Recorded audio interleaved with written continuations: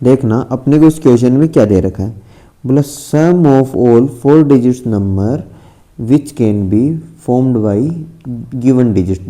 Digits कौन कौन सी given है, 6, 7, 8 और 9। बोला इन्हीं 6, 7, 8 और 9 डिजिट्स को काम में लेके अपने को जितने भी नंबर बनेंगे उन नंबर्स का सबका सम निकालना है। तो मैंने पहले देखा कि टोटल कितने नंबर बनेंगे, तो टोटल नंबर देखने के लिए मैं भाई मेरे पास 4 डिजिट के नंबर बनेंगे ना, इनको लेके 4 डिजिट नंबर निकालने।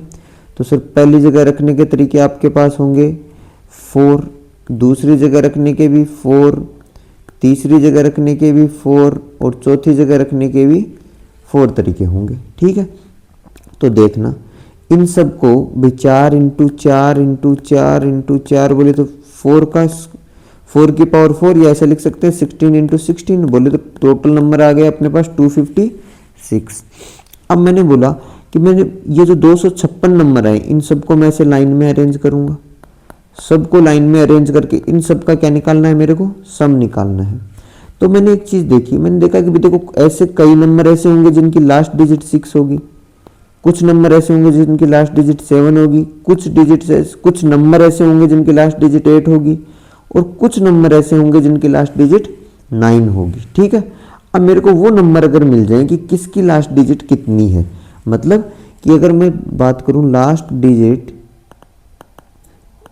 अगर 6 है तो ऐसे कितने नंबर है, तो मैंने निकाली कि भाई लास्ट डिजिट तो मैंने 6 फिक्स कर दी, पीछे के 3 जो जगह बची वहां पे कोई भी डिजिट आ सकती है, मतलब 4, 4 और 4।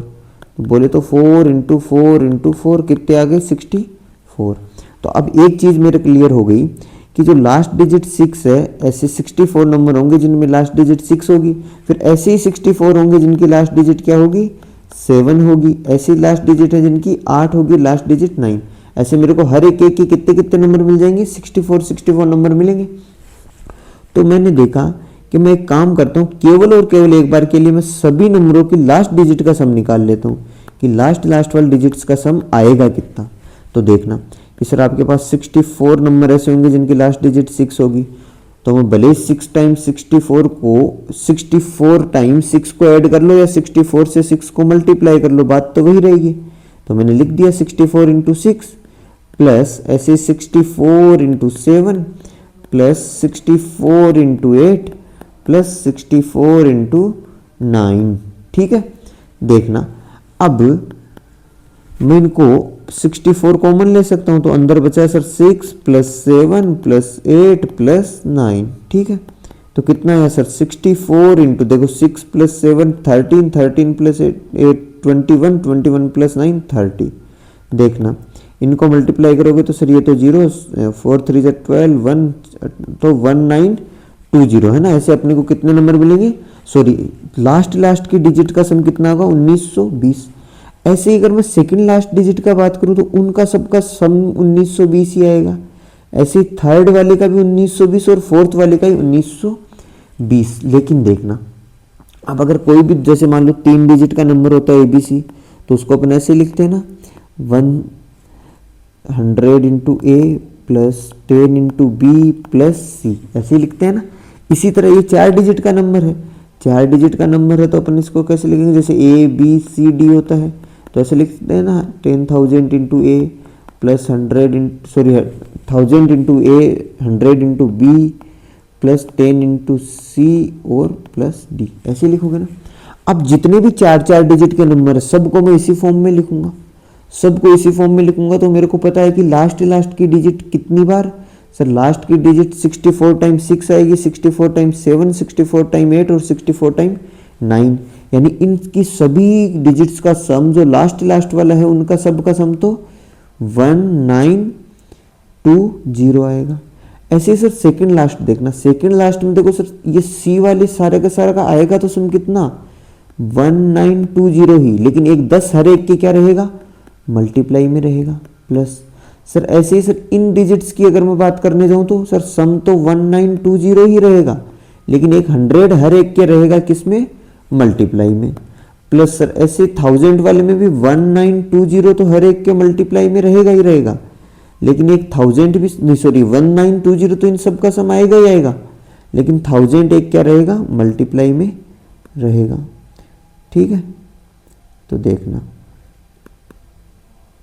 अगर मैं इनको इनमें से 1920 कॉमन ले रहा हूं तो 1000 प्लस 100 प्लस 10 प्लस 1। ठीक है, तो 1920 इंटू, देखना इन सबको ऐड किया तो कितना है 1 1 1 और 1 है ना, इतना ही है ना।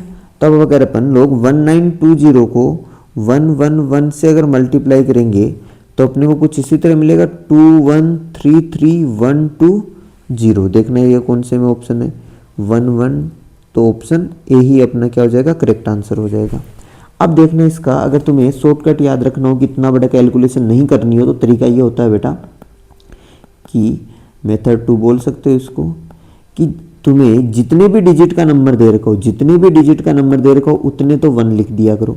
जैसे 4 डिजिट का नंबर था तो 4 तो 1 लिख दिए, एक फिर उसको मल्टीप्लाई किया करो किससे, सम ऑफ डिजिट से, यानी जिन जिन डिजिट से अपने को नंबर बनाना है उनके सम ऑफ डिजिट से क्या कर देना, मल्टीप्लाई कर लेना, इनटू अपने को एक डिजिट कितनी बार आ रही है, यानी एक डिजिट कितनी बार आ रही है उस चीज से क्या कर लोगे, मल्टीप्लाई, यानी एक डिजिट कितनी बार आ रही है ना, एक डिजिट का, सिंगल डिजिट का, है ना।